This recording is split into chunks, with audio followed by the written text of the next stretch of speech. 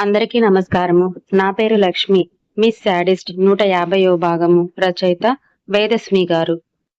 Doctor మనస్వినికి checkup చేస్తూ కంగారు పడాల్సిందేమీ లేదు వీరుగారు. ప్రెగ్నెన్సీలో వామిటింగ్స్ వల్ల నీరసం పడిపోవటం, నీరసంతో కళ్ళు తిరగటం ఇదంతా కామన్. కాకపోతే కొంచెం ఎక్కువగా కేర్ తీసుకోవాలి. లిక్విడ్ ఫుడ్స్ ఇస్తూనే ఉండాలి. ఇప్పుడైతే బలానికి ఒక సెలైన్ పెడతాను.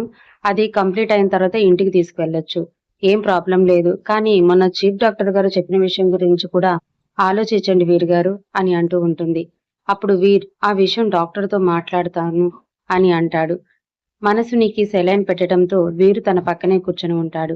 మనసుని చెప్పాను కదా వీరా! నాకు మన బిడ్డకి ఏమీ కాలేదు అని. అనవసరంగా టెన్షన్ పడ్డావు. అవును వీరా! డాక్టరు ఏ విషయం గురించి మాట్లాడుతుంది? ఆలోచించుకున్నారా అని అడుగుతున్నారు. అసలు ఏం గురించి? అని అంటుంది మనస్విని. వీరు కొంచెం కంగారు పడుతూ ఏం లేదు మనస్విని. మెడిసిన్ గురించి చెప్పారు డాక్టర్ గారు. అయినా నువ్వు బాగున్నావు అన్న విషయం నువ్వు కాదు, డాక్టర్ చెప్తేనే నాకు ప్రశాంతంగా ఉంటుంది. అయినా ఇప్పుడు నిన్ను హాస్పిటల్‌కి రావటం వల్ల జరిగిన నష్టం ఏంటి? అని అడుగుతాడు వీర్.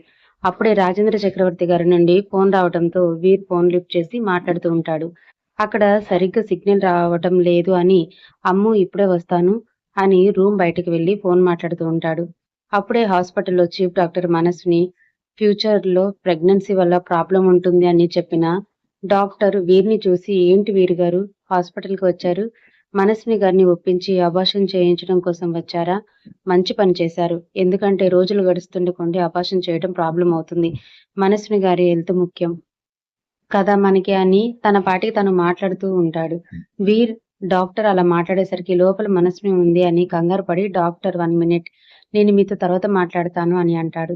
డాక్టర్ అక్కడి నుండి వెళ్ళిపోతాడు. రూమ్ డోర్ ఓపెన్ చేసి ఉండటంతో మనస్విని డాక్టర్ వీరితో మాట్లాడింది మొత్తం వినేస్తుంది. ఒక్కసారిగా మనస్విని గుండె పగిలిపోతుంది. తన పొట్ట మీద చెయ్యి వేసుకొని ఏం మాట్లాడుతున్నాడు డాక్టర్? వీరు కూడా ఏమీ అనటం లేదు. అసలేం జరుగుతుంది నా బిడ్డ గురించి? ఎందుకిలా మాట్లాడుతున్నారు వీళ్ళు? అని ఎమోషనల్ అవుతూ ఉంటుంది మనస్విని. వీరు కూడా కంగారుగా లోపలికి వస్తాడు. మనస్విని ఏడుస్తూ ఎమోషనల్ అవ్వటం చూసి, అమ్ము అంతా వినేసింది అని అర్థం చేసుకొని, ప్లీజ్ అమ్ము ఎమోషనల్ అవ్వకు. నేను చెప్పేది విను అని అంటూ ఉంటాడు. మనస్విని తన కన్నీళ్లు తుడుచుకొని, ఏంటి వీరా! డాక్టర్ ఏం మాట్లాడుతున్నాడు? అబార్షన్ చేయటం ఏంటి? నువ్వు నన్ను అబార్షన్ చేయించడం కోసం తీసుకురావటం ఏంటి? అది నిజం కాదు కదా! నువ్వు మన బిడ్డని చంపేయాలనుకోవటం ఏంటి? నేను ఏదో పొరపాటుగా వింటున్నాను. నువ్వెందుకు అలా చేస్తావు? ఎప్పటికీ చేయవు. ఏమైంది వీరా! నిజం చెప్పు. నేను విన్నది నిజం కాదు కదా! అని అంటుంది మనస్విని. వీరు ఎమోషనల్‌గా బరస్ట్ అయ్యి మనస్విని చేయి పట్టుకొని, ముందు నువ్వు మాట ఇవ్వమ్ము. నేను చెప్పింది విని నువ్వు బాధపడకూడదు. ఎమోషనల్ అవ్వకూడదు. నీ హెల్త్‌కి మంచిది కాదు. నిన్ను నువ్వు కంట్రోల్ చేసుకోవాలి. లేకపోతే నా మీద ఒట్టే అని అంటూ, నువ్వు విన్నదంతా నిజమే. అమ్ము నీకు ఈ విషయం చెప్పాలని అనుకున్నాను. అమ్ము కాకపోతే చెప్పే ధైర్యం చేయలేకపోయాను. ఇప్పుడు నువ్వు మన బిడ్డ ఇద్దరు బాగానే ఉన్నారు. కానీ నువ్వున్న హెల్త్ కండిషన్‌లో నీకు నెలలు నిండుతున్న కొద్దీ ఈ బిడ్డ నీ ప్రాణానికే ప్రమాదం అవుతుంది అని డాక్టర్ చెప్పారు. అందుకే ఈ బిడ్డ మనకు వద్దమ్ము. మనకి మళ్ళీ పిల్లలు పుడతారు. మళ్ళీ నువ్వు అమ్మవు, నేను డ్యాడీని అవుతాను. కాకపోతే ఇంకొంచెం వెయిట్ చేయాల్సి ఉంటుందని ప్రాణం కోసం కాకపోయినా నా కోసం నువ్వు అబార్షన్‌కి ఒప్పుకోవాలి. నీకన్నా నాకు ఏది ఎక్కువ కాదు. దయచేసి అర్థం చేసుకో అని మనసు చంపుకొని మనస్వినితో చెప్తాడు వీర్. వీర్ మాటలు విన్న మనస్విని ప్రపంచం తలకిందలవుతుంది. నా వీరా! నేనా ఇలా మాట్లాడేది అని మనస్వినికి వీర మాటలు ఒక్కొక్కటి గుండెల్లో బాణాలుగా దిగుతూ ఉంటాయి. తనకి కళ్ళు బైర్లు కమ్ముతూ ఉంటే మనస్విని వీర తన మీద తాను ఒట్టు వేయించుకున్నాడు అని, ఇప్పుడు తను ఎక్కువగా రియాక్ట్ అయితే తన కడుపులో ఉన్న బిడ్డకి ప్రమాదం అని అతి కష్టంగా తనను తాను కంట్రోల్ చేసుకొని వీరి వైపుకి చాలా కోపంగా చూస్తూ ఉంటుంది. మనస్విని కళ్ళు, ముఖం అంతా కోపంతో ఎర్రపడతాయి. వీరు మనసుని కోపానికి భయపడుతూనే, ఇప్పుడు ఎమోషనల్ అయ్యే టైం కాదమ్ము. ప్రాక్టికల్‌గా ఆలోచించు.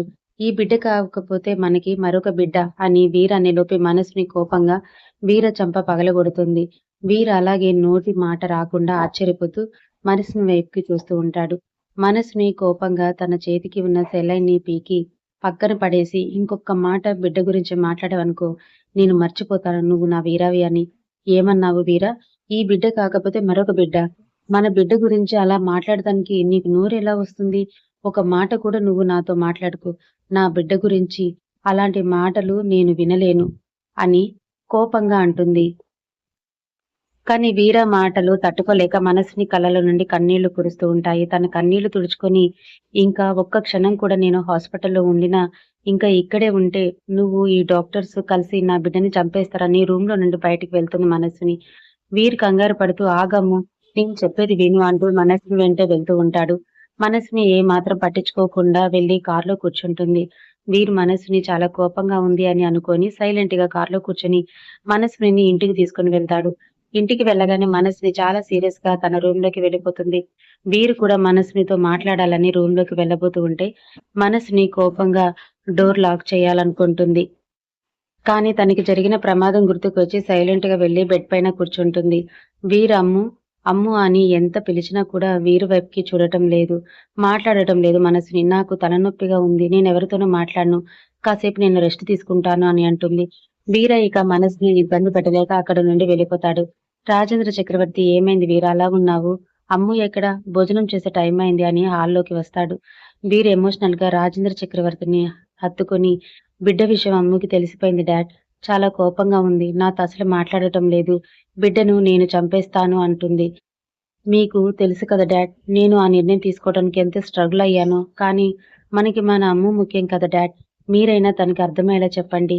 ఇంకా లేట్ చేస్తే తన ప్రాణానికి ప్రాబ్లమ్ అవుతుంది అని కన్నీళ్లతో అడుగుతాడు వీర్. రాజేంద్ర చక్రవర్తి వీర కన్నీటిని తుడుస్తూ ఉంటాడు. మనస్సుని వీర చెంప మీద గట్టిగా కొట్టడం వల్ల వీర చెంప కందిపోయి ఉంటుంది. వీర చెంప పైన ప్రేమగా తడుముతూ అమ్ము కోపంలో, బాధలో అర్థం ఉంది వీర్. తను ఇప్పుడు నీ అమ్ముతో పాటు ఒక అమ్మ కూడా మనం మగవాళ్ళం. గుండెను రాయి చేసుకుని నిర్ణయాలు తీసుకోగలం. కానీ ఆడవాళ్ళు అలా కాదు కదా! బిడ్డ అమ్ము కడుపులో పెరుగుతుంది. దానికి తండ్రివి నువ్వు అని ఊహిస్తూ ఉంటేనే ఇంత సంతోషంగా ఉన్నావు. బిడ్డ ప్రాణానికి ప్రమాదం అంటే ఇంత బాధపడుతున్నావు. అలాంటిది అమ్ము కడుపులో బిడ్డ తన ప్రతి శ్వాసలో కలిసిపోయింది. తనలో ఒక భాగంగా ఉంది. తన గుండె నుండి వెళ్ళే ప్రతి రక్తపు బొట్టు తన బిడ్డను తాకుతుంది. ప్రతి క్షణం తను తన బిడ్డని స్పర్శను ఫీలవుతుంది. అలాంటిది ఒక తల్లి తన ప్రాణం కోసం బిడ్డను చంపేస్తామంటే ఎలా ఒప్పుకుంటుంది? అందుకే తను అంతలా బాధపడుతుంది. తనకి కొంచెం టైం ఇద్దాము అని అంటాడు రాజేంద్ర చక్రవర్తి. వీరు కూడా మనస్వినికి సిట్యుయేషన్ అర్థం చేసుకోవడానికి కాస్త టైం ఇవ్వడమే మంచిదని అనుకుంటాడు. మనస్విని భోజనం టైం కావడంతో రూమ్‌లో నుండి డైనింగ్ టేబుల్ దగ్గరికి వస్తుంది. రాజేంద్ర చక్రవర్తి వీరు హాల్‌లో సోఫాలో కూర్చోవడంతో అంకుల్ భోజనానికి రండి. మీ అబ్బాయిని కూడా భోజనానికి రమ్మని చెప్పండి అని అంటుంది మనస్విని. రాజేంద్ర చక్రవర్తి వీరి వైపుకి చూస్తూ డైనింగ్ టేబుల్ దగ్గరకు వెళ్తాడు. వీరు కూడా సైలెంట్‌గా డైనింగ్ టేబుల్ దగ్గరకు వస్తాడు. రంగమ్మ ముగ్గురికి వడ్డిస్తూ ఉంటుంది. క్యారెట్ కర్రీ రాజేంద్ర చక్రవర్తి వీరికి వడ్డిస్తుంది. కానీ మనస్విని క్యారెట్ కర్రీ తినదు అని వడ్డించదు రంగమ్మ. మనస్విని మాత్రం ఆ క్యారెట్ కర్రీని వేసుకొని తింటూ ఉంటుంది. రంగమ్మ ఏమైందమ్మగారు? మీరు క్యారెట్ కర్రీ తినరు కదా! మీకు నచ్చదు కదా! అయినా ఎందుకు తింటున్నారు? అని అంటుంది. మనసుని కొంచెం సీరియస్ గానే నా బిడ్డకి ఏది మంచిదో ఇప్పటి నుండి నేను అదే తింటాను. నాకు నా బిడ్డ ముఖ్యం. నా ఇష్టం కాదు అని వీరిని ఉద్దేశిస్తూ అంటుంది.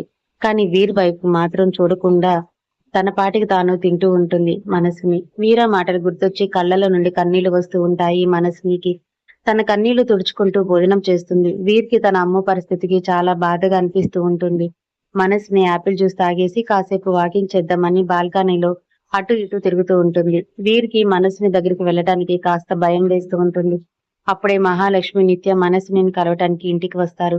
మహాలక్ష్మి నిత్యని చూసి మనసుని ఎమోషనల్ అయ్యి వాళ్ళని గట్టిగా హత్తుకొని ఏడుస్తూ ఉంటుంది. మహాలక్ష్మి ఏడవద్దు తల్లి అని అంటూ ఓదారుస్తూ ఉంటుంది. మనసుని కూడా నేను నిజంగానే ఎమోషనల్ కావద్దు, నా బిడ్డకి ప్రమాదం అని అనుకొని కాస్త నవ్వుతూ నిత్య బాబుని ఎత్తుకుంటుంది. నిత్య బాబు ముఖం మొత్తం ముద్దులు పెడుతూ చిన్ని కన్నయ్య చాలా తొందరగా పెరిగిపోతున్నాడు. ఇంత ముద్దుగా నవ్వుతున్నాడు వీడు అని అనుకుంటూ తన గుండెల్లోకి హత్తుకుంటుంది మనసుని. బాబు కూడా మనసుని ఒడిలో ప్రశాంతంగా చిరునవ్వులు చిందిస్తూ ఉంటాడు. మనసునికి బాబు బోసినవ్వులు చూస్తుంటే తను కూడా తన బిడ్డని తన చేతుల్లో ఎప్పుడు ఎత్తుకుంటానో తొందరగా ఎత్తుకోవాలనిపిస్తుంది. కానీ ఇంకా దానికి 6 నెలల సమయం ఉంది అని అనుకుంటూ తనలో తానే మురిసిపోతూ ఉంటుంది మనస్విని. మహాలక్ష్మి మనస్విని క్షేమం కోసం అబార్షన్ చేయించుకోమని నచ్చచెప్పాలని అమ్మమ్మను వీరు చెప్పినట్టు వినమ్మా. వీరికి కూడా తన బిడ్డ అంటే ఇష్టమే ఉంటుంది కదా! అయినా కూడా తన బిడ్డను వద్దనుకుంటున్నాడంటే పరిస్థితి అర్థం చేసుకో. నీ కోసం వీరు తన బిడ్డని వద్దనుకుంటున్నాడు. నువ్వు నీ కోసం కాకపోయినా వీరి కోసం నీ బిడ్డని వద్దనుకోవటంలో తప్పేముంది? డాక్టర్ గారు బిడ్డ పుట్టే వరకు నీకు ఎప్పుడు ఎలాంటి సిట్యుయేషన్ వస్తుందో చెప్పలేము అని అన్నారు. మరొకసారి ఆలోచించమ్మా. ఈలోగా మరొక బిడ్డ పుట్టే వరకు నీ ఆరోగ్యం కూడా కుదుటపడుతుంది. నీకు ఎలాంటి హెల్త్ ఇష్యూస్ ఉండవు. అప్పుడు నువ్వు ఆరోగ్యంగా ఉంటూ ఆరోగ్యవంతమైన బిడ్డని కనొచ్చు. నీకు ఏదైనా అయితే మేమందరం ఎలా తట్టుకుంటాము? చూస్తూ చూస్తూ ఇంకా కళ్ళు తెరవని పసిగుడ్డు కోసం చేజేతులారా నీ ప్రాణాలను ప్రమాదంలో పడలేయలేము కదా తల్లి. ఈ తల్లి మనసు అర్థం చేసుకో అని చెప్తూ ఉంటుంది మహాలక్ష్మి. నిత్య కూడా అవును మను, ఈ విషయంలో ఎందుకు అంత ఎమోషనల్ అవుతున్నావు? చాలా మందికి బేబీ గ్రోత్ బాగోలేదు అని, ఏదైనా అంగవైకల్యం ఉంది అని కడుపులో ఉండంగానే స్కానింగ్ ద్వారా తెలుసుకొని బిడ్డని అబార్ట్ చేసుకుంటున్నారు. మరి నువ్వెందుకు దూరం చేసుకోలేకపోతున్నావు? నీ బాధ నాకు అర్థమవుతుంది. కానీ నీ ప్రాణం కన్నా ఎక్కువ ఏదీ కాదు కదా!